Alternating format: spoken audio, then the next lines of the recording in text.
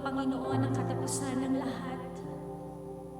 Ito ay panimula pa lamang, Panginoong Diyos. Kung kami man ay nagkulang, nagkamali in the past, we believe, God, that your grace is enough for us today.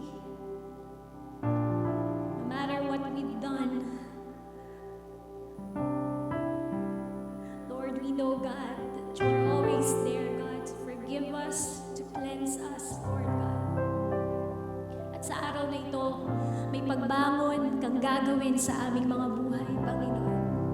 So as we lift our hands towards heaven today, and as we surrender our lives to you, hayaan mo, Panginoon Diyos, na maranasan namin muli ang kapangyarihan mo, Panginoon, sa araw na ito. Can we just chorus of this song again. May this be your prayer, may this be your declaration. I'm not going back, I'm moving ahead. I'm here to declare to you, my past is over in you. All things are made new. Surrender my life to Christ. I'm moving, not going back. I'm moving ahead. I'm here to declare to you, my past is over in you. All things are made new. Surrender my life to Christ. I'm moving, moving forward. Come on, declare that to yourself today. I'm not going back, Lord, but I will move forward to your plans, Lord, to your purpose, to your will, oh God. Hallelujah. Come on, church. Let's give God a mighty shout of praise this morning because He deserves it. For His grace, for His compassion, for His love that never fails. Thank you, Lord. We worship you and we give you the highest praise. In Jesus' name, amen and amen. Palakpakan po natin minsan para ating Panginoon. The best clap offering that we can give Him today. Come on, amazing people of God. You can do better than that. Hallelujah. Praise you, Jesus. Amen. Praise the Lord. Minsan pa po palakpakan natin at purihin ang ating Panginoon. Sa umagang ito, kamang palakpak na para kay Jesus. Amen. Praise the Lord. Good morning, good afternoon, good evening po sa bawat isa na nakakapakinig ngayon. Pwede po ba at least 2 o 3 tao, batiin naman natin na nakaka-bless na good morning. Amen. Praise God. Praise the Lord. Magandang araw po sa bawat isa na nandirito ngayon. May mga bagay man na tila baga para nagpapapangit sa araw mo. May tama yun, may mga dahilan para maging, alam niyo po yun, para malungkot tayo, para magpapangit ng araw natin. Pero gusto kong malaman mo kapatid, mas maraming dahilan para maging maganda ang araw mo ngayon. Unang-una, God is always good. Napakabuti ng ating Panginoon. Gumising pa tayo ngayong araw na ito, binigyan niya tayo ng buhay. Ngayong araw na ito, kaya yun na nagpapaganda ng buhay natin. Una kay Lord, pangalawa yung mga pagkakataon na binibigay sa atin ng ating Panginoon. Pangatlo, na nagpapaganda ng araw natin, yung mga katabi natin, amen po ba? Buhay pa siya, malakas pa siya yung katabi natin. Tignan mo yung katabi mo, di ba? O, pag tinignan mo, napapangiti ka, sumasaya ka. Yung iba natatawa. Pero at least natawa ka ngayong araw na ito, sumaya ka ngayong araw na ito. Praise the Lord. Purihin po ang Panginoon. Next month po, mayroon po tayong panibagong series. Ito po yung last na installment natin dito sa series natin ngayon na What Would Jesus Do? Next month po, ang series natin is Under Construction. Under construction, it means that you are a work on progress. Dito po maiintindihan natin yung sarili natin na minsan masyado kang harsh sa sarili mo. O kaya naman masyado kang petics naman sa sarili mo. Kasi pag sinabing work in progress, under construction, okay naman yon, tama yon. I am in work in progress. Pero dapat makita mo that you are a work in progress.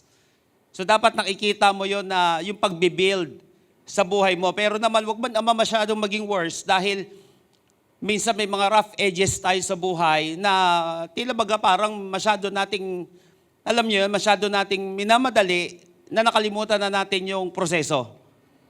At baka namang gumuho tayo kapag may nakalimutan tayong proseso sa ating buhay at masyado tayong mainip sa mga pangyayari sa ating buhay. So dito po, mas lalo natin maiintindihan yung ating mga pinagdadaanan. So I hope, dalhin po natin yung mga magulang, mga kapatid natin, mga kaibigan natin, mga kasama natin. And of course, dalhin natin yung sarili natin.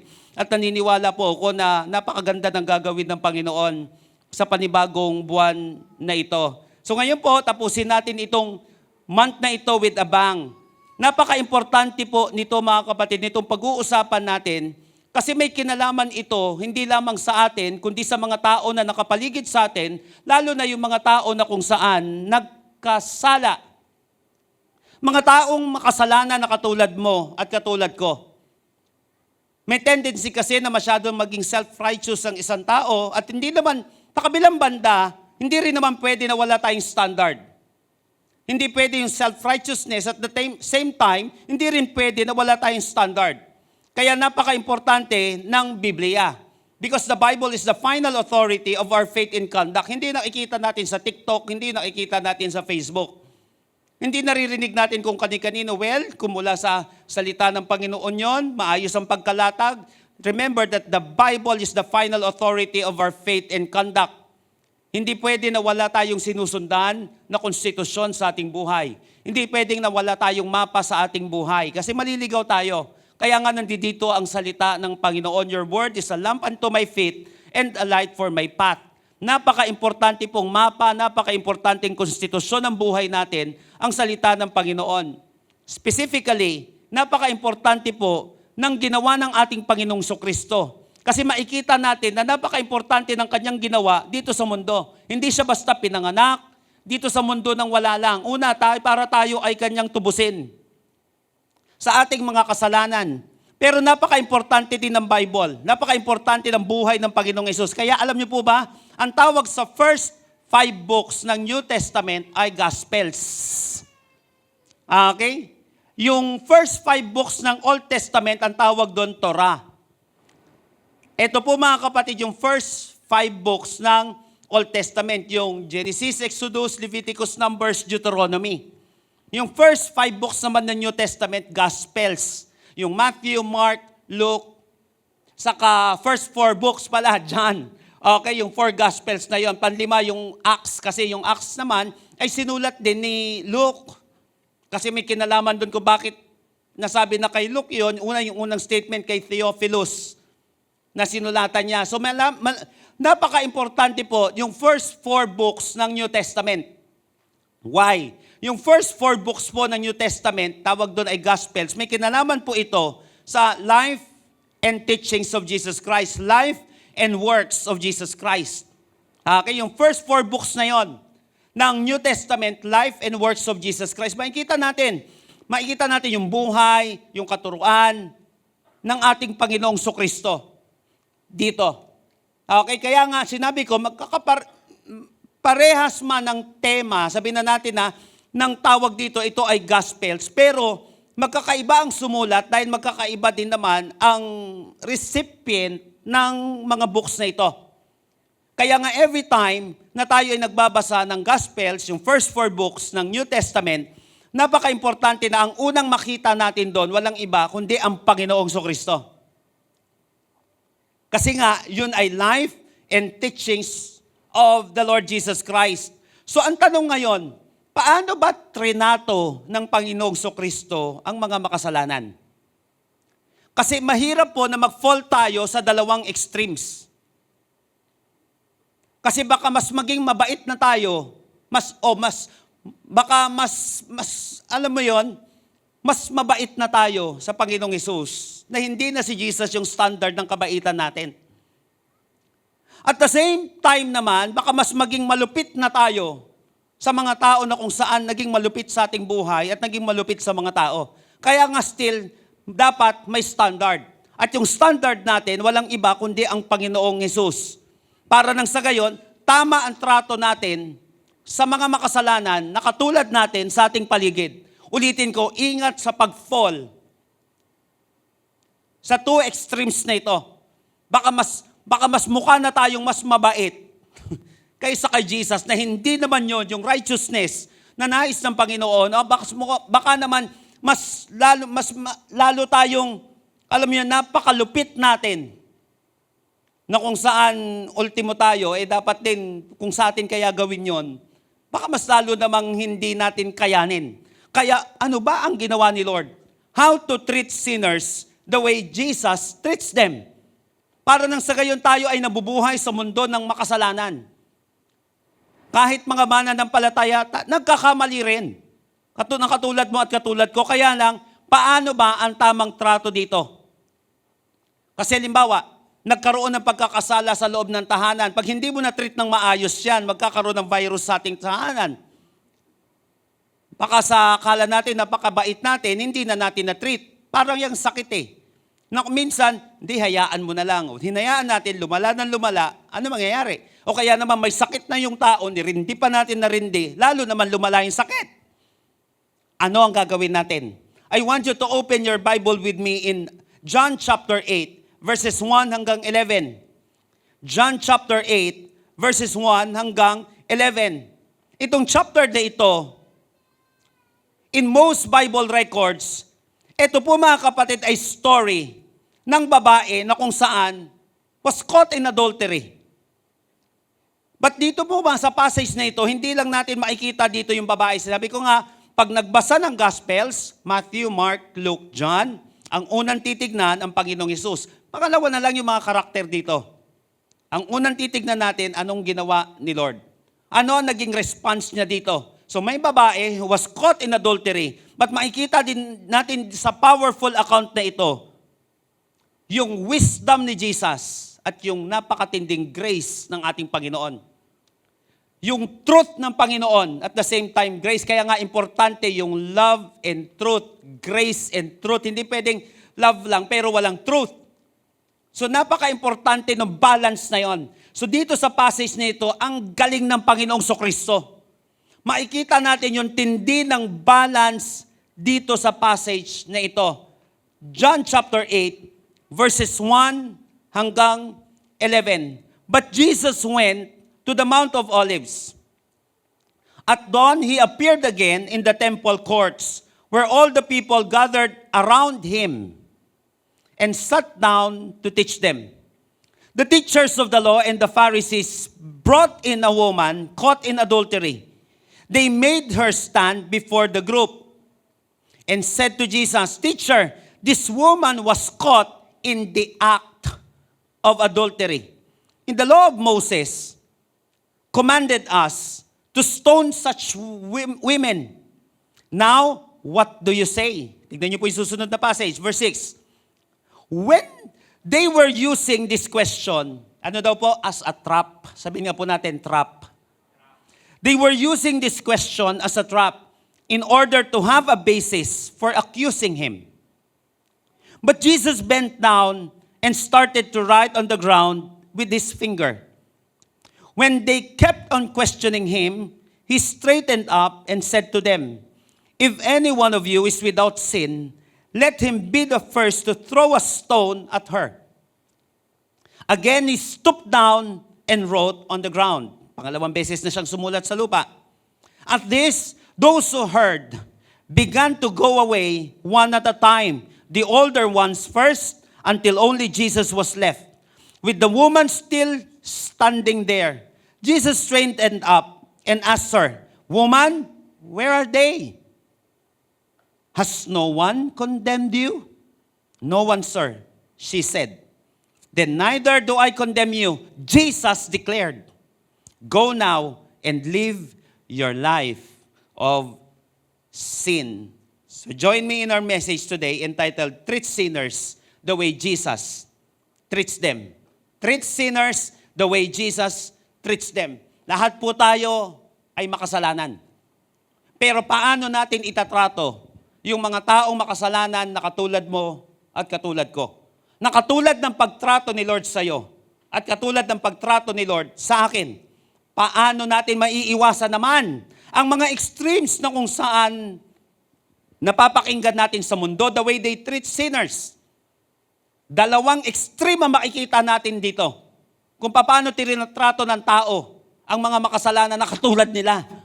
Kaya nga napaka-importante ng standard, napaka-importante ng modelo natin, how to treat sinners the way Jesus treats them. Lahat po ng ready at excited na ngayon na matuto at mabago, magsabi po na malakas na amen.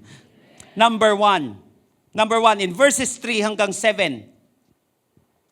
The teachers of the law, habang nagtuturo ang Panginoong Sokristo sa maraming tao, biglang pumasok itong mga karakter na ito. Verse 3. The teachers of the law and the Pharisees brought in a woman, dinala nila yung isang babae, caught in adultery. They made her stand before the group and said to Jesus, "Teacher, this woman was caught in the act of adultery." 5. In the law, Moses commanded us to stone such women.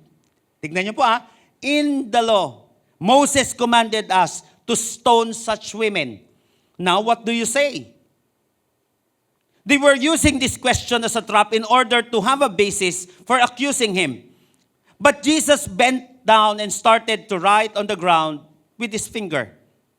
When they kept on questioning him, he straightened up and said to them, niririndi si Jesus Christ Hindi na nga umiimik yung tao, sumusulat na nga lang sa lupa Dahil hindi sila sinasagot, niririndi si Jesus Christ. Teacher. Sinasabi, now, what do you say? Dito sa nahuling ito. Sa babaeng ito, na kung saan nahuli sa pangangalo niya. What do you say? Sulat si Lord. Mamaya, pinipilit siya.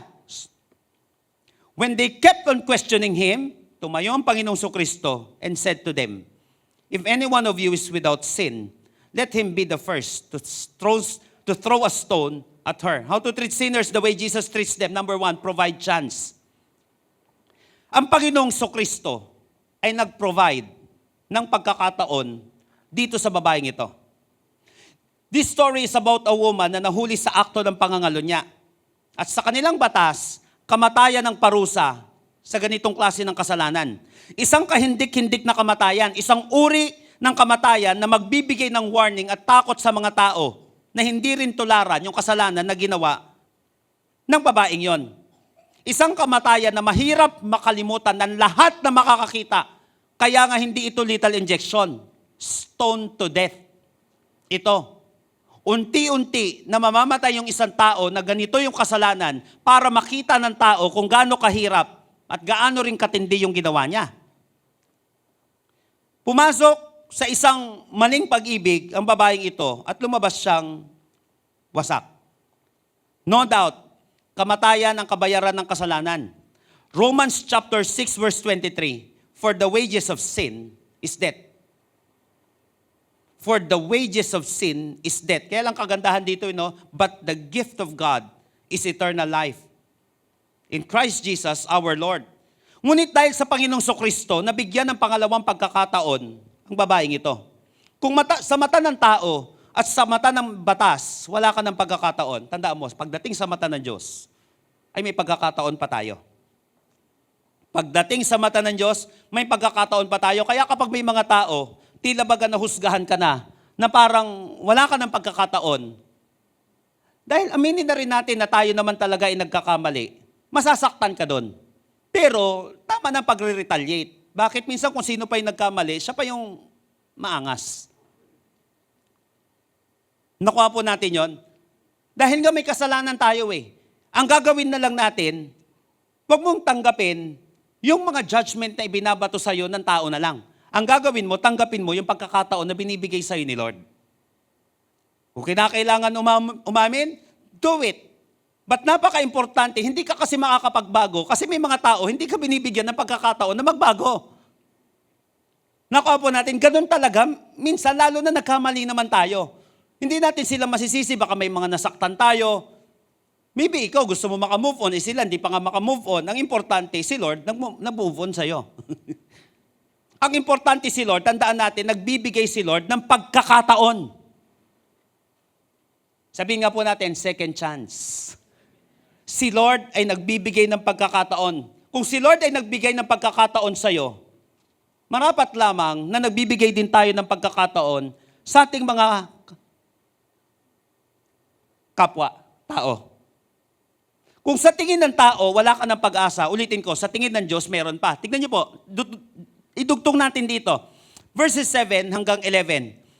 When they kept on questioning him, he straightened up and said to them, eto sinabi ni Lord, niririndi si Jesus Christ. Oh, teacher, what do you say dito sa nahuli, sa nagkasalang ito? Nung pinipilit si Jesus Christ, napatayo si Lord. Sabi niyang ganon, if any one of you is without sin, let him be, importante ito yung word na first. Let him be the first to throw a stone at her. Again, he stooped down and wrote on the ground. At this, those who heard began to go away one at a time. The older ones first, until only Jesus was left, with the woman still standing there. Verse 10, Jesus straightened up and asked her, "Woman, where are they? Has no one condemned you?" "No one, sir," she said. Kung sino man ang walang kasalanan sa inyo, siya ang unang bumato. Importante yon. Kung sino man ang walang kasalanan sa inyo, siya ang unang bumato. Tanong, meron ba dun sa lugar na yon, bukod kay Jesus, na walang kasalanan? For all have sinned. So no one was there without sin except for Jesus. Kaya importante rin yung mga statement ng Panginoong Kristo dito. Hindi niya sinabi, kung sino man ang walang kasalanan dito sa atin, siya ang unang bumato. Nakuha po natin yon. Kung sino man sa inyo hindi nagkasala, siya ang unang bumato. Walang iba na kung saan walang kasalanan doon, kundi ang Panginoong Kristo lamang. So no one was qualified to throw a stone but him. Ulitin ko po ha. No one was qualified to throw a stone. Bakit? Lahat nagkasala. Liban sa kanya. Anong ginawa ni Lord? Siya lang pala ang qualified na bumato ngayon dahil wala naman siyang kasalanan Ba't hindi niya ginawa? Ito ba't hindi, no? Kung sino pa ang qualified na gumawa nun, na nasaktan yung babaeng yon, nabatuhin yung babaeng yon, yun pa hindi gumawa. Minsan, no, kung sino pa yung generous na giver, siya pa hindi maangal. Yung kuripot, siya pa yung maangal.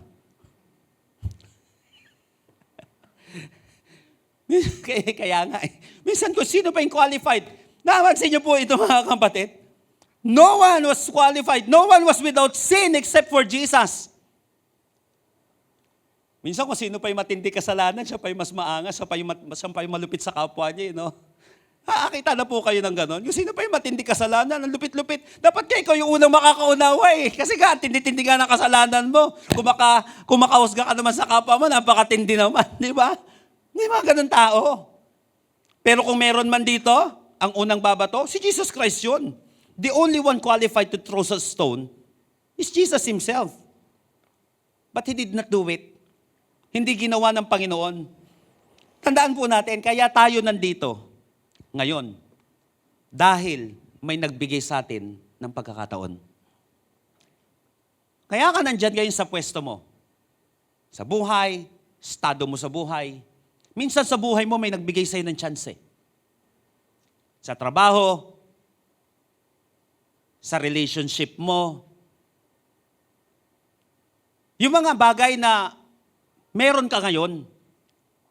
Kasi may employer na nagbigay sa'yo ng chance. Kasi may business partner na nagbigay sa'yo ng chance.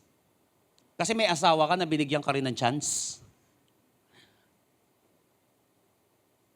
Kaya ka nandyan ngayon? Maybe yung iba sa atin nagkasala kasi may nagbigay sa'yo ng chance. Sabihin nga po ulit natin, chance. Napansin po natin, madami kang mga bagay na tinatangkilik ngayon kasi nabigyan tayo ng pagkakataon. Kaya tayo nandito ngayon. Kaya lang ang masakit, kung sino pa nabigyan ng pagkakataon, siya pa ang hindi nagbibigay ng pagkakataon. But sa mga nabibigyan ng pagkakataon, when God gives you another chance, it is not something you take for granted. Hindi dapat sinasayang ang binibigay na pagkakataon. Dahil lagi ko ang sinasabi, dahil hindi sa lahat ng panahon ay may pagkakataon. But dito sa passage na ito, kung paano trinatrato ng Panginoon, yung mga tao, binigyan siya ng pagkakataon. Kahit po ako, wala ako dito. Ngayon, hindi ako naglilingkod sa Panginoon kung wala nagbigay sa akin ng pagkakataon na maglingkod ako kay Lord. Bakit? Meron sa mga mata ng tao, wala akong chance Kasi iba yung buhay ko dati. So ang nakikita nila, nagpa-flashback sa kanila, nakikita nila sa buhay ko, yung lasinggerong ako, yung palaaway na ako, yung bopong ako, yung masamang ako. Pero buti na lang may nagbigay ng pagkakataon. At nung Christian naman ako, may nagbigay din ng pagkakataon sa akin para tumayo sa harapan at magturo. Makapag-preach. May nagbigay sa akin ng chance. makapagturo sa Bible school, naaalala ko yung mga taong nagbigay sa akin ng chance. Binigyan ako ng pagkakataon na magturo. Kaya hindi ko makakalimutan yung mga taong nagbigay sa akin ng chance. Binigyan ako ng chance na turuan sila. Na kung saan di hamak naman na may mas pera sila sa akin, bakit sila nagpapaku sa business nila? Sa akin, bakit nagpapaku sila sa buhay nila? Bakit? Napaka-super successful na tao, kaya lang binigyan ka ng chance na mag-coach sa kanilang buhay. Kasi may chance na binigay. So how to treat sinners the way Jesus treats them? Number 1, provide chance. Mag-provide tayo ng pagkakataon sa mga tao na kung saan makasalanan na katulad natin. Dahil di mo alam, yung taong yan na nabigyan ng pagkakataon, bukas makalawa, siya na ang kailangan mo. O bukas makalawa, siya pala tutulong sa pamilya mo. O bukas makalawa, siya pala babago ng bansa natin. Di mo alam. Bukas makalawa, biyanan mo na pala siya. Di mo alam. Bukas makalawa, boss mo na pala yun. Bukas makalawa, yung binigyan mo ng pagkakataon, siya rin pala magbibigay ng pagkakataon sa'yo. Dahil may tao na kung saan nakaranas na bigyan ng chance. Kaya napaka-importante how to treat sinners the way Jesus treats them. Number 1, provide chance. Number 2, verses 8 hanggang 11. Again, he stooped down. Ito, ang ganda na ito. Tignan niyo po. Again, he stooped down and wrote on the ground. At this, those who heard began to go away at a time. The older ones first, until only Jesus was left, with the woman still standing there. Jesus straightened up and asked her, "Woman, where are they? Has no one condemned you?" Sinabi niya, "No one, sir," she said. Number 2, prevent condemnation. How to treat sinners the way Jesus treats them? Number 2, prevent condemnation. Dito, nasaan na? Yung mga taong kinokondem ka, has no one condemned you? Wala na po. Sabing ganon nung babae. So Jesus prevents condemnation. So dito sa passage na ito, una, ang gusto ko maiwasan natin dito ay makita natin si Jesus Christ na nagtotolerate ng kasalanan. Okay? Iniiwasan din natin dito na makita natin si Jesus Christ na kung saan hindi nag-a-abide sa batas. Kasi may batas may existing na law na kinakailangan yung babae na nagkasala sa ganitong uri ng kasalanan ay babatuhin hanggang siya'y mamatay. So maraming mga Christians, pag binabasa ito, maraming nakakabasa, nakikita nila ngayon na si Jesus Christ ay hindi sumusunod sa batas. Hindi po ganun. Yung nakalagay dito. Okay? Gusto kong makita natin dito na si Jesus Christ, in fact, siya pa ang sumunod sa batas. Kaya napaka-importante ng bawat linya dito sa passage nito kasi baka makita natin si Jesus Christ sa maling lens ng judgment. Baka makita natin ng gano'n ang Panginoong Kristo. So Jesus' teaching was interrupted by some teachers of the law and Pharisees.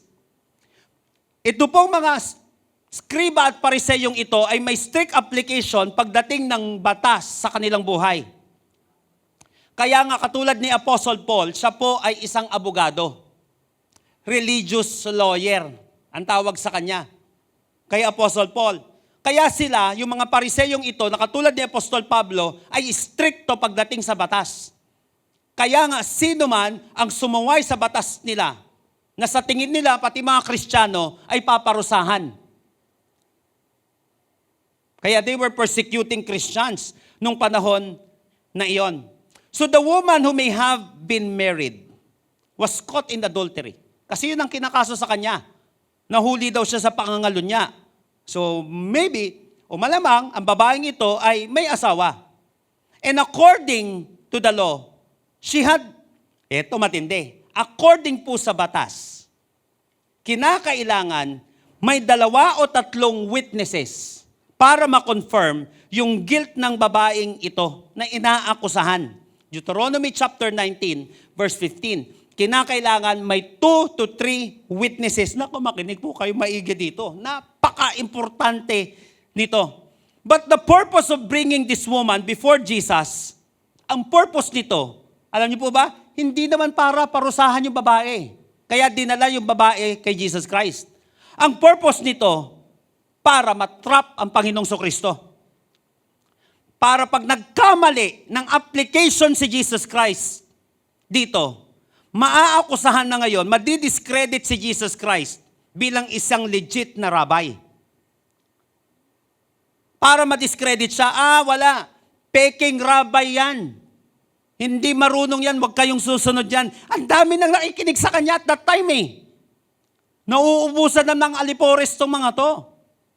So gumagawa ng paraan ang mga scribe at pariseyo para madiscredit yung legitimacy ng pagiging rabbi o pagiging teacher ng Panginoong Hesus. Kaya nagdala sila ng sinasabi nilang caught in adultery.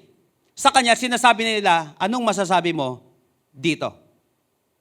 Now, pag nagkamali si Lord, pag simpleng ginawa niya, hindi, dapat pakawalan yan. Love, love, love lang.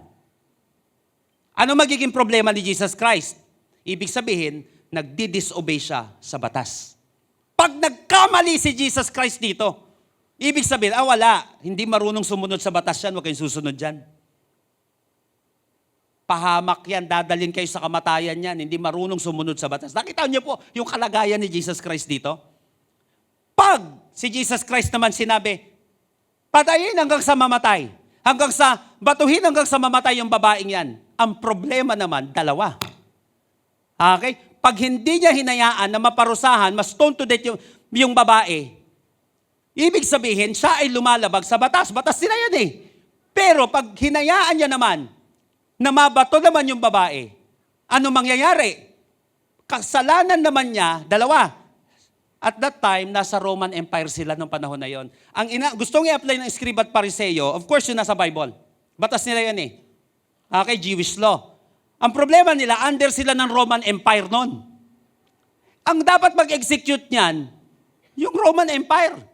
Roman government. Maakusahan siya ngayon na pinangungunahan sila. Hindi naman stone to death ang parusa sa panahon nila, pako sa cross. Pangalawa, pag hinayaan ni Jesus Christ na mabato tong babaeng ito, makikita ng mga tao, turo ng love to. Tapos hindi man lang tinulungan yung babae. So nasa alanganing sitwasyon si Jesus Christ. Ano ang gagawin niyo? Kaya nga sabi ko, itong passage na ito, dito natin matikita ang tindi ng wisdom ni Lord. Pero tindi rin ng grace niya. Una, Jesus never denied the sin of this woman.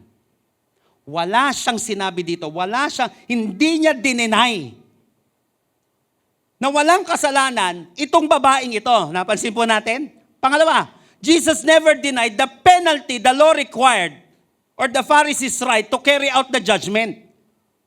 Hindi niya rin dininay yung penalty. Kaya nga, napansin niyo po ba mga kapatid? Sabi niyang ganon, he who is without sin among you, let him be the first to throw. Wala naman sinabi si Lord na wag batuin eh. Nakita niyo po yung passage? So, ibig sabihin, gusto i-uphold ng Panginoong Kristo yung batas pa rin. Wala siyang sinabi na wag babatuhin. Pero ang sinabi niya, he who is without sin among you, let him be the first to throw stone at her. Kaya lang, kaya importante ito. Sino man ang walang kasalanan sa inyo, siya ang unang bumato. Kaya importante yung unang bumato. Kasi sa batas po nila dati, hindi kayo maigi dito, yung witness ang unang babato. Deuteronomy chapter 17, verses 5 hanggang 7. Then the man or woman who has committed such an evil act must be taken to the gates to the town and stoned to death. Okay? Verse 6. But never put a person to death. Tignan niyo po. But never put a person to death on the testimony of only one witness. Hindi pwede na ma-stone to death ang isang tao na sinasabing may kasalanan na isa lang ang witness. There must always be 2 or 3 witnesses. Ito, 7. The witnesses must throw the first stones and then all the people may join in. In this way, you will purge the evil from among you. Kaya sabi sa Tagalog, ang mga saksi ang unang babato sa taong nagkasala at susunod na babato ang lahat ng tao. Ngayon, kung sila talaga yung totoong saksi, sila ang unang bumato. Walang sinabi si Lord na huwag babatuhin yung babae. Kung kayo talaga yung saksi dito, nakita nyo talaga nagkasala itong babaeng ito, kayo nang bumato. Para nang sa gayon, maiayos yung batas. So, ibig sabihin dito, ang Panginoong Jesucristo ay hindi siya lumalabag sa batas. Ina-uphold niya lang ng maayos yung batas. Ngayon po, mga kapatid, tignan niyo maigi to. Anong ginawa ni Lord nung panahon na ito? Paano nag-respond ang Panginoong Jesucristo? Tignan niyo po sa verse 6. Jesus bent down and wrote with his finger on the ground. Anong ginawa mo dyan pag sususulat mo? Ang dami na po naghiwalay na relasyon dyan ng mga Christian dahil inalam nila kung anong sinulat ni Jesus Christ. Hanggang ngayon, nag-aaway pa rin sila dito sa sinulat ni Jesus Christ kasi big deal daw yon, yung sinulat ni Lord. Eh kung big deal yan, di sana pinabasa sa atin. Big deal pala di sana nakalagay ngayon yan. So ibig sabihin, hindi yan ang big deal dyan. Hindi yung sinulat ni Lord sa lupa, yung big deal dyan. Huwag nang pag-awayan yan. At huwag mo nang alamin ang isang bagay na hindi pinapaalam ni Lord. Ang importante dito, hindi yung sinulat niya sa lupa, kundi yung sinabi niya. Kaya nga napaka-importante po nito. It doesn't matter kung ano man ang sinulat ni Lord. Kasi alam ni Lord kung bakit dinala yung babae doon. At alam ni Lord, gusto lang siyang i-discredit ng mga taong ito. At alam ni Lord na may masamang pakay lang yung mga tao, hindi doon sa babae, kundi sa kanya. So the text was silent concerning what Jesus might have written with his finger.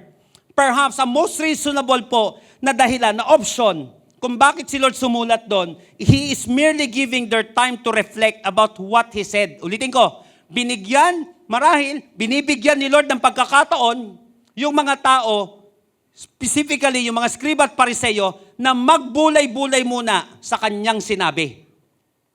At hindi dun sa kanyang sinulat sa lupa. Kaya, ulitin ko gusto ni Lord na mag-isip-isip muna sila dun sa sinabi niya at hindi dun sa sinulat niya sa lupa. Kaya nga hindi na nilagay dito sa text natin kung ano yung sinulat niya. Ang nilagay dito kung ano yung huling sinabi niya. Kung sino man ang walang kasalanan, siya ang unang bumato. Bakit? Anong nangyari ngayon, di ba? 2 o 3 witnesses. Kung ikaw talaga yung witness, ikaw ang unang bumato. Ito ngayon, paano kung mali ang accusation nila sa babae? Deuteronomy chapter 19, verses 18 hanggang 19. Tingnan niyo po. Sisiyasatin silang mabuti ng mga hukom. Patungkol sa mga witnesses ito, kapag napatunayang kasinungalingan ang bintang, wala ba tayo dyan? Deuteronomy chapter 19, verse 19. Pakinggan nyo na lang po maigi, 18 muna. Kapag napatunayang kasinungalingan ang bintang, ang parusang hinahangad niya sa kanyang pinagbibintangan ay sa kanya igagawad.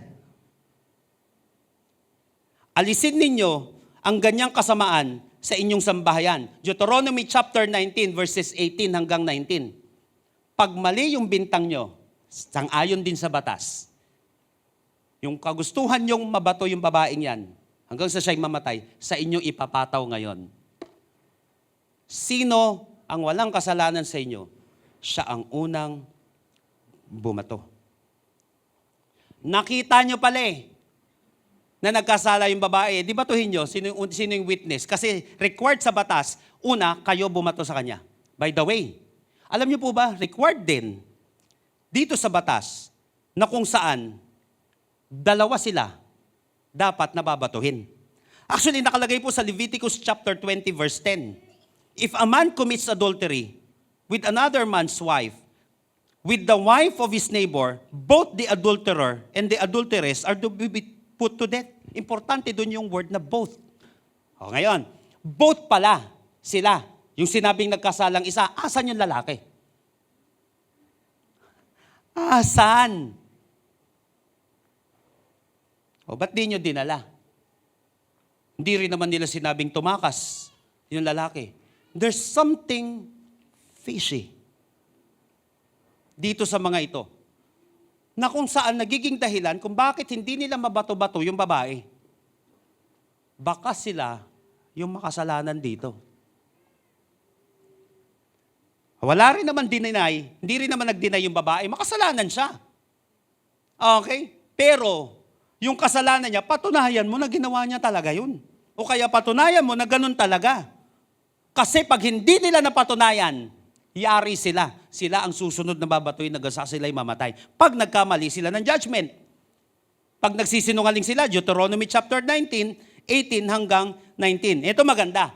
Sinabi nila, teacher, this woman was caught in adultery. Di ba sabi nilang gano'n? Ito, kinig po kayo maigi. Alam niyo po ba, yung Greek word na ginamit doon na caught, dito sa passage na ito, medyo technical na ito ng bahagya. Ang tawag dito ay aorist passive indicative tense. Nasa passive indicative tense, itong word na catch dito sa passage nito. Yung nahuli sa pangangalo niya. Passive indicative po yung ginamit dito sa Greek. Anong ibig sabihin nito? This means that the accusers themselves are relating a story in which they are not active participants, but only bear the knowledge of. In other words, the accusers did not themselves catch the woman in adultery. Hindi talaga sila'y nakahuli. Kwento-kwento lang to. Nasabi lang, hindi talaga sila'y nakahuli. Bakit ikaw nagdala dyan? Witness ka ba? Kaya pala hindi nila mabato-bato tong babaeng to. Hindi naman sila yung humuli eh. Anong point natin dito? Hindi lalabag sa batas si Jesus Christ, ilagay mo lang sa tama. Hindi niya sinasabi dito na huwag susunod sa batas kasi law-abiding ang Panginoong Kristo. Kaya lang, huwag ka naman parusa ng parusa na hindi naman nararapat yung parusang igagawad mo dun sa tao. Huwag niyo naman abusuhin yung batas at huwag naman kayong gagawa ng isang bagay, mapaparusahan yung babae dahil lang dun sa plano niya, sa kanya. Nakuha po natin, gusto ni Lord sumunod sa batas, kaya lang, sundin talaga natin yung batas. Asan yung isang lalaki? Bakit wala? Dapat both sila. Nakuha po natin yun. Pangalawa, pag nagkamali kayo ng judgment dito, kayo babatuhin. Sabi sa batas, kaya pala, hindi binato yung babae. So Jesus prevents condemnation. Ilagay sa tama. Hindi sinabi na wag parurusahan ito, ang problema ninyo, baka kayo'y makasalanan. Una, hindi naman pala kayong direct na witness dito. Pangalawa, asan yung babae? Gusto ninyong ipatupad yung batas ng mali. Ito po yung sinasabi ni Lord. Kaya nga, pagdating naman kay Jesus Christ, ito po, dahil tayo ay makasalanan, sa atin na ngayon. Alam niyo po ba mga kapatid, na hanggang sa huli, hold pa rin ng Panginoon Kristo ang batas. Sang-ayon sa batas, for all have sinned and fall short of the glory of God. Lahat po tayo nagkasala. Ang tanong, basta ba pinalagpas na lang ni Lord yung kasalanan? Hindi. Kinakailangan mapacify yung wrath ng Diyos dahil galit ang Diyos sa kasalanan. Hindi pwedeng pinalalagpas yan. Hindi ganun si Lord. Susundin pa rin. Ano yung nasa batas? Sinunod pa rin yon. Bakit? Kinakailangan may mamatay dahil sa kasalanan. Ang matindi, si Jesus Christ yung pumalit para sa parusa natin. Kaya, kinakailangan mapacify yung puot ng Diyos. Bakit? God is holy. God is full of justice. He is faithful, but He is also just. Kaya nga nun ang Panginoong Kristo ay nasa cross, yung sa 7 last words of Jesus on the cross. Father, Father, why thou hast forsaken me? Napansin niyo po? Kasi panandalian po mga kapatid, na tinalikuran ng Ama ang anak dahil sa kanya ipinataw lahat ng kasalanan ng mundo. So, ibig sabihin, sinunod pa rin kung ano yung nararapat sa batas. may maparusahan pa rin sa kasalanan. Ang matindi, hindi na ikaw, hindi na sa'yo pinataw lahat ng kasalanan ng mundo. Pinataw na sa Panginoong Sokristo. Para nang sa gayon, kapag nanampalataya tayo sa ating Panginoong Sokristo, maliligtas na tayo. Bakit? Siya na ang sumalo ng kasalanan mo at kasalanan ko. At napacify yung galit ng Ama. Naluwalhati pa rin ang Panginoon. Walang break na law, kundi sinunod ang lahat ng yon. Sinalo nga lang ni Jesus Christ lahat ng kasalanan natin. Kaya mabuti ang ating Panginoon. Amen po ba? Come on. Bigyan natin ng papuri ang ating Panginoon. John chapter 3 verse 17, For God did not send His Son into the world to condemn the world, but to save the world through Him. To save the world through Him. Romans chapter 8 verse 1, Therefore there is now no condemnation for those who are in Christ Jesus. Wala nang condemnation daw yung mga taong na kay Kristo na. Bakit si Kristo na yung kinondem? Mananampalataya ka na lang sa Kanya. So dito sa passage na ito, how to treat sinners the way Jesus treats them, prevent condemnation. Ilagay lang sa tama. But kung may pagkakataon na yung taong ito makita natin na kung saan masyado namang inaabuso o kaya naman hindi naman tama pagtrato bilang mga makasalanan na katulad natin, bigyan natin siya lang ng pagkakataon. Pangalawa, i-prevent natin yung hindi tama na pwedeng magawa sa kanila. At tulungan naman natin makapagsimula ulit yung taong yon. And then, last but not the least, verses 10 hanggang 11, eto na yung pambalance dito na sinabi natin. Paano ba tinatrato yung mga makasalanan katulad ng pagtrato ng Panginoong Sokristo sa kanila? Jesus straightened up and asked, Woman, where are they? Has no one condemned you? No one, sir. She said, Then neither do I condemn you. Jesus declared, Go now, live your life of sin. Number 3, prescribed change. Napansin niyo po yung una? Yumuko si Jesus Christ, nagsulat sa lupa. 2 beses niyang ginawa. Tapos mamaya dyan, hindi na tumuloy sa pagbabato yung mga tao. When they heard what Jesus said. Kaya importante dun sa text yun, when they heard, hindi yung when they saw kung anong sinulat. Kasi nga, hindi naman importante yung sinulat doon ni Lord sa lupa. Ang importante yung sinabi ni Lord. Sino mang walang kasalanan sa inyo, siyang unang bumato. Kung nakita nyo talaga, dahil witness kayo, kayo unang bumato. Eh hindi naman pala sila. Yung witness dito, buti na lang tinulungan ni Lord yung babaeng ito.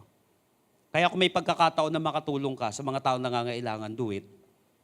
Kasi may mga tao talaga na kung saan di nila kayang pagtanggol sarili nila. May mga taong weak, may mga tao naman mapagsamantala sa kahinaan ng tao.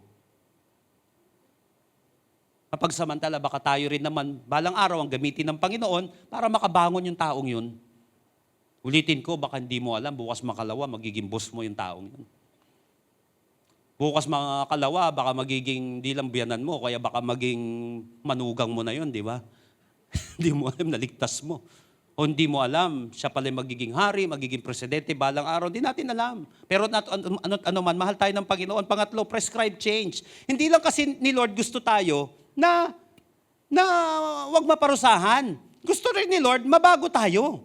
So, mapapansin po natin dito sa passage na ito, in fact, Jesus was not minimizing the sin of this woman. Hindi minimize ni Lord. Inilalagay niya lang sa tama. But Jesus did not tolerate this woman. Hindi tinolerate ni Lord yung woman na ito. He transformed her. Baka mapagkamalan natin yung si Jesus Christ na nagtotolerate ng kasalanan. Hindi po. Gusto ni Lord magbago yung babaeng ito kasi alam din ni Jesus Christ na makasalanan din yung babae. Kaya nga sinabi niya, Go now, live your life of sin. Ngayon, ito maganda. Tandaan po natin that a chance without change don't cure. Ulitin ko a chance without change don't cure. Pag binigyan ka ng pagkakataon, pero hindi ka nagbago, hindi ka gagaling. Pag binigyan ka ng pagkakataon, pero hindi tayo nagbago, hindi maaayos yung buhay natin. Sayang ang lahat ng pagkakataon. Hindi gagaling ang kahirapan, hindi gagaling ang kasalanan, pag wala tayong ginawa. 2 importanteng bagay pagdating sa prescription ni Jesus Christ, pagdating sa change. 2 crucial prescription pagdating sa change. Number 1, change demands a sense of urgency. Kaya sinabi niya dito, go now. Sabihin nga po natin, now. Pag binigyan ka na ni Lord ng pagkakataon na magbago, dapat may sense of urgency. Ang pagbabago at pag-aayos ng buhay ay hindi sinisimulan next year. sa isang araw, sa isang buwan, sa isang taon, ang pagbabago ay sinisimulan now. May mga tao na kung saan, hindi ko talaga magawa. Hindi, magagawa mo yan. Ayaw mo lang talaga. Una, maraming paraan. Humingi ka kasi ng tulong. Kaya importante may nagko-coach, may nagka-counsel. Alam ko naman yon, may prosesong pinagdadaanan. Kaya lang, unahin mo. O, di ba, gumawa ka na ng paraan ngayon, paano? Una, manalangin ka na, mag-repent ka, o di may nagawa ka na. Nakuha po natin yon. Talagang ayaw mo na magbago, sabi ko, kasi ang daming paraan. Kausapin mo si Lord, magbago ka. Magsimula ka sa Panginoon, makinig ka na makinig ng Word of God. Tapos mamaya dyan, gumawa unti-unti ng paraan, paano matatapos ito. Manalangin ko ang maigi, hindi yung tutulala na lang. Kapag gusto mo magbago, kapag gusto may paraan. Pag ayaw, maraming dahilan. Dapat may sense of urgency. Binigyan ka ng pagkakataon para sumagana buhay mo. Go now! Mag-apply ka na, mag-aral ka. Ito yung gawin mo. Gusto mo mabago yung pamumuhay mo now. Sabihin po nga po ulit natin, now. Ngayon kasi yung panahon ng pagbabago, kailan pa tayo magbabago kapag malala na, yung nararamdaman natin dahil sa bisyo? Binigyan tayo ni Lord ng pagkakataon. O yung iba dyan, nasaksak na. Yung iba dyan, nakakulong na. Binigyan ulit ng pagkakataon. May sinabihan ako niyan, sabi ko, huwag niyo na muna ilabas yan dyan. Pagpahingain niyo muna ng konti, mga 3 buwan, inilabas-labas. O pagtapos dun, tukhang. Sabi ko, wag muna eh. Para maranasan eh. Kasi pinagkakasala, sinasalo eh. Nakuha mo natin, pag binigyan ng pagkakataon, now, mag-repent. Repentance kasi, change of mind at change of action. Dapat may sense of urgency. Kailan pa magbabago? Binigyan ka ng pagkakataon para hindi ka na makapag-drugs o kaya alam mo yun, malason yung katawan mo? No, dapat. Pag may cancer na, dahil sa usok, o dahil sa chemical na mga nilalanghap natin, kailan pa magbabago? Pag stage 8 na, pag binigyan ka ng pagkakataon ni Lord, now na. Amen po ba? Kasi ang pagbabago, ang pagkakataon na hindi sinasayang. Pangalawa, change demands sacrifice. Kasi sabi dito, go now, live your life of sin. Sa pagbabago, may iiwan ka at may aayusin ka. Ang kagandahan naman, anything that is not worth living is worth living. Anything na hindi worth living, L-I, is not worth living. Bakit hindi mo iiwan ng isang bagay na hindi naman worth living para mabuhay ka? Yung bisyong yan, hindi ka naman pala tutulungan yan. Yung kasalanan yan, hindi ka naman ibibuild yan. Bakit nanghihinayang ka? Bakit nanghihinayang ka sa katamaran? Hindi ayusin niya ng buhay mo. Bakit nanghihinayang ka sa mga drogang yan? Hindi ka naman naayusin ang buhay mo yan. Malalagay ka lang lagi sa alanganin yan. Anything that is not worth living is worth living. Huwag mong panghinayangan ng mga bagay na ikasisira ng katawan mo, ng utak mo, ng spirito mo, at ng buhay mo. Because many people want change, but they don't want to change. Ayaw ng pangit, gumagawa naman ng pangit. Minsan nga, nakalagay na doon, no entry. Tapos pasok pa ng pasok, nahirapan tuloy kami dumaan. Tapos pag siyang nakakita sa kung saan-saan, makibaka, wag matakot, ikaw pang unang umaangal, ikaw ang unang sumusuway.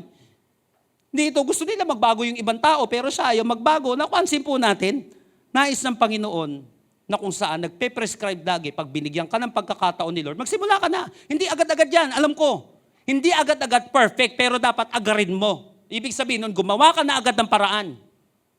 Makinig ka na makinig ng word. Hayaan mo na mag-penetrate sa iyo yung word. May mga bagay na hindi mo mabibigla. Habang ipinapanalangin mo yung sitwasyon yan, makikita mo si Lord kikilos.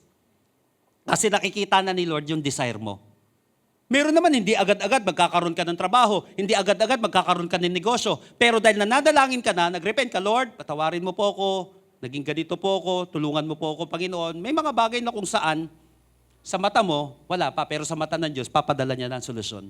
Nakuha po natin, kaya pag binigyan ka ng pagkakataon, now na. Mag-pray ka na.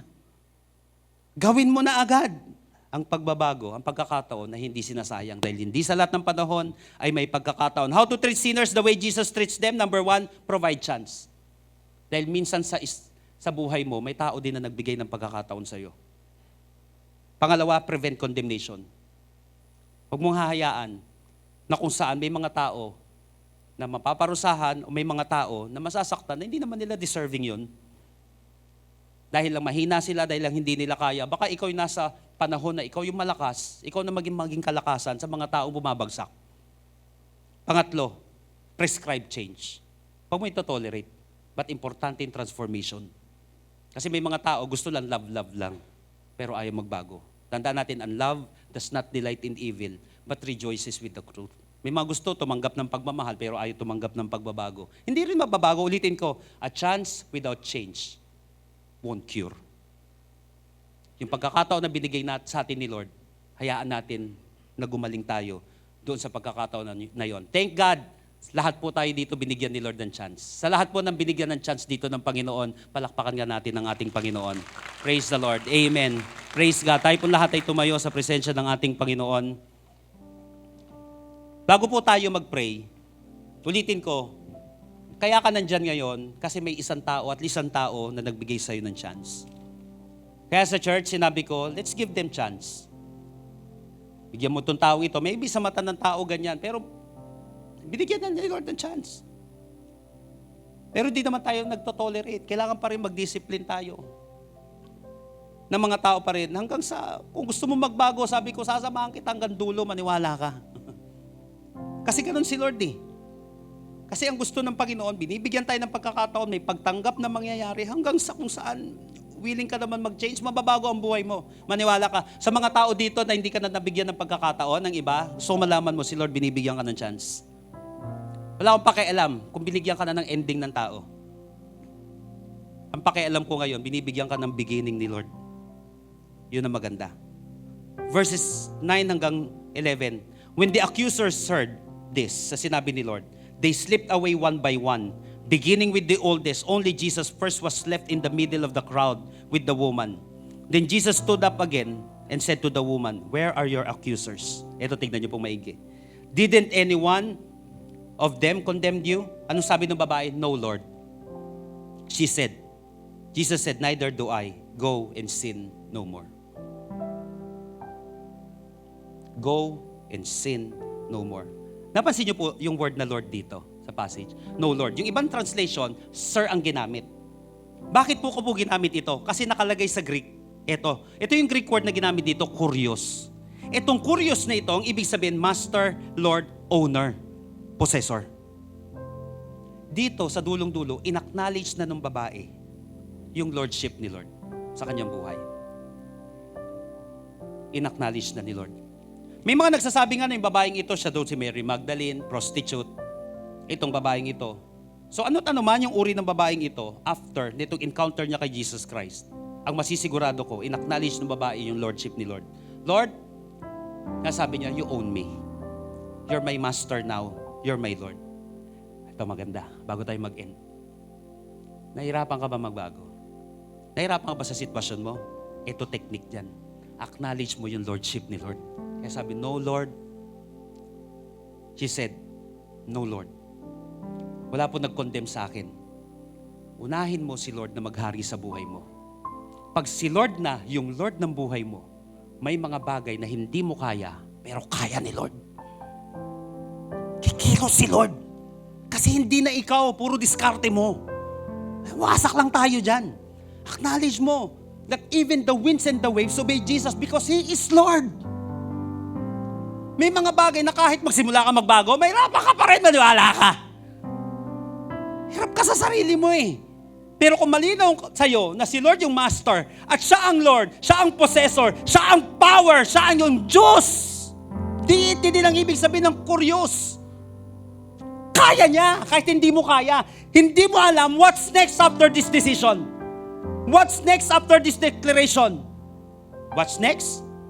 Hindi mo alam kung saan kakayang dalhin ni Lord. Hindi mo alam kung anong himala kayang gawin ni Lord sa buhay mo. But the question is, willing ka ba ni-accept yung Lordship ni Jesus sa buhay mo? Naniwala ka, susunod-sunod na yan. Kung hindi mo kaya, kaya ni Lord.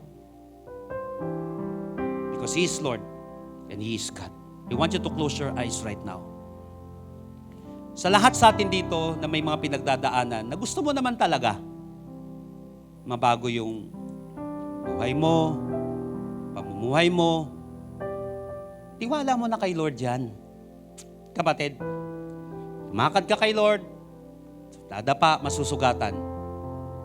Pero katulad ng babaeng ito, in-acknowledge niya yung Lordship ni Jesus sa buhay niya. Tiwala ang kailangan mo, kapatid. Tiwala kay Jesus. Na kung si Jesus ang nagmamay-ari sa'yo, hindi ka niya pababayaan. Maybe dadaan ka sa proseso. May mga bagay na hindi ganun kadali, pero magdesisyon ka na ngayon na gawing Lord si Jesus sa pinagdadaanan mong yan. Lord, alam mo po, gusto ko magbago. Lord, alam mo po, gusto kong mabago yung buhay ko. Pero kung ako lang, Lord, hindi ko po kaya. Pero kung ikaw yung Lord, kaya mong kumilos, Panginoon. Hindi mo ako pababayaan. Who among you here right now, di man same na same dito sa babaeng ito yung kanyang naranasan, pero same ka rin na makasalanan. Same na kung saan gusto mong may pagbabago na mangyari sa buhay mo. Or maybe, dito may pinagdadaanan ka na kung saan nahusgan ka na ng mundo. O yung sarili mo, tagtad ka na ng guilt sa buhay mo. Or maybe dito, gusto mo mabago yung pamumuhay mo, pero hindi mo alam. Gusto mo talaga magsimula. O, magsimula ka na kay Lord. Because Jesus is the Alpha and Omega. He is the beginning, He is the end. Kung ambang yung sinasabi mo, Lord, mahirap, pero posible pag ikaw na kumilos, Lord. Kakayanin mo kahit hindi ko kaya, Lord. Hindi ko alam, finances man yan, karamdaman man yan, kapatid, sa emosyon mo man yan, sa isip mo, but who among you here right now, na sinasabi mo, Lord, I acknowledge you can save me. Ano man ang Pasko. Lord, I acknowledge you that you can heal me, that you can do something. Pwede pa ako magsimula, Lord. Simulan mo na sa buhay ko, Panginoon. Mahirap sa akin, pero wala imposible sa iyo. Kung ina-acknowledge mo yan, first kapatid, if this is your first time na dumalo sa gawaing ito, at sinasabi mo, Lord, I want to submit my life to your Lordship. Pangunahan mo ako, Lord. Hindi ko po kaya mag-isa. Bibilang ako ng 3, mabilis lang, kapatid. Mananalangin tayo. And I believe that after that prayer, your life will never be the same again. Kikilos si Lord sa buhay mo. Lift up your hands. Come on. 1, 2, 3. Habang nakataas ang kamay ng yan, kapatid, mabilis na panalangin lang. And tell it to Jesus right now. Sabi mo sa Kanya, mula sa puso mo, tell it to Jesus, Lord Jesus, come into my life. I surrender my heart to you. I admit that I'm a sinner. But I believe that you are my Savior. Starting today, be the Lord of my life. Save me. In Jesus' name. Amen. Kapatid, sa first time na ipinanalangin ito, kahit anuman ang sinabi sa'yo ng mundo, gaano man katindi yung guilt mo, pinatawad ka ng Panginoon. Maniwala ka. Paniwalaan mo na lang hindi nararamdaman mo, kundi yung sinabi ng Panginoon sa'yo. Now there is no condemnation to those who are in Christ Jesus. Di ka niya kinokondem dahil pinatawad ka na. Sinalo na ni Lord lahat ng kasalanan para sa'yo. Tanggapin mo na lang yon. Patawarin mo na rin ang sarili mo. May mga tao man di makalimutan yung ginawa mo. Simula ka kay Lord. And for all of you right now, maybe you're Christian pero matagal kang dumaan sa ganitong battle o dumadaan ka ngayon. Acknowledge mo lang yung Lordship ni Lord. Kung totoong Lord siya ng buhay mo, simula ka kay Lord. Father, in the name of Jesus, I pray that you heal this heart. Sa mga kapatid, Panginoon, na kung saan gusto magsimula, hindi alam ang gagawin. Lord, hindi namin alam ang gagawin. Sa'yo kami magsisimula, Lord, kasi alam mo ang gagawin, Panginoon. God, pagharian mo po yung buhay, Panginoon, ng bawat isa na may pinagdadaanan, na hindi alam ang kanilang gagawin. Bigyan mo po ng kapayapaan. Lord, na nilinis mo siya, Panginoon, na tinutulungan mo siya, Panginoon, na may niluluto ka na isang magandang testimony sa buhay niya. Paramdam mo, Panginoon, sa kanya na sinasamahan mo siya sa kabila ng mga battles na ito na kanyang nararanasan. I speak, God, for peace which transcends all understanding. I pray, Lord, for freedom right now. In the name of Jesus. Kapatid, magsimula ka na kay Lord. Meron dito pinapagaling ni Lord yung puso mo. The Lord is mending your heart right now. Magtiwala ka kay Lord. Magtiwala ka na lang sa Kanya. At ito magandang solusyon na gagawin mo. Magsimula ka, magtiwala ka sa Kanya. Alam ni Lord ang ginagawa niya. Lumapit ka sa Panginoon ngayong oras na ito. I will give you 30 seconds to 1 minute. Pag bulay-bulayan mo ito, lumapit ka kay Lord personally. Lay down mo lahat kay Lord. Binin mo sa Kanya, hindi mo kaya. Hindi mo control? Tama yan, hindi mo talaga makokontrol yan, kapatid. Ang importante, kontrolado ni Jesus ang sitwasyon. Sumakay ka, hindi sa guilt mo. Sumakay ka, kapatid, sa grace ni Lord.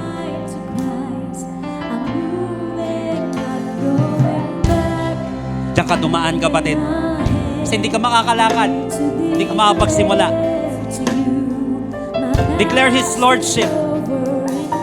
Palayain mo na rin yung sarili mo dyan. Hayaan mo si Lord kumilos. Lumapit ka naman na sa Kanya.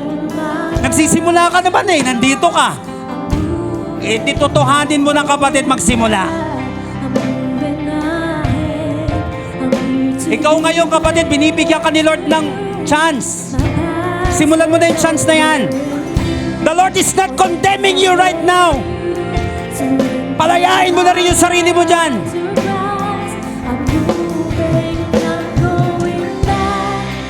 Bibigyan ka ni Lord ng paraan para makapagsimula. Gagawa si Lord ng sitwasyon, ng paraan, ng solusyon. Palayain mo yung sarili mo. Maging malaya ka ngayong araw na ito. Hayaan mo lang si Lord. Magtiwala ka sa Kanya. Hindi mo kaya pero kayang-kaya niya. Kayang-kaya niya. I-declare mo, kapatid, na binibigyan ka na ni Lord ng bagong panahon, ng bagong buhay. Oh, Jesus!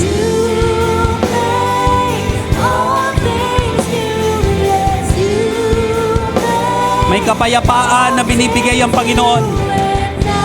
Kapatawaran ay dumadaloy sa lugar na ito. May tinatanggal na guilt si Lord. Binibigyan ka niya ng pananampalataya at pag-asa. Oh Lord, hindi mo alam pero alam niya. Ipagtiwala ka na lang.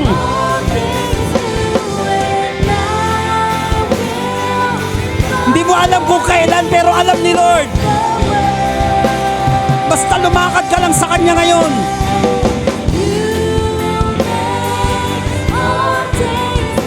Kahit hindi ka perfecto, kahit struggling ka, magsimula ka lang kay Jesus.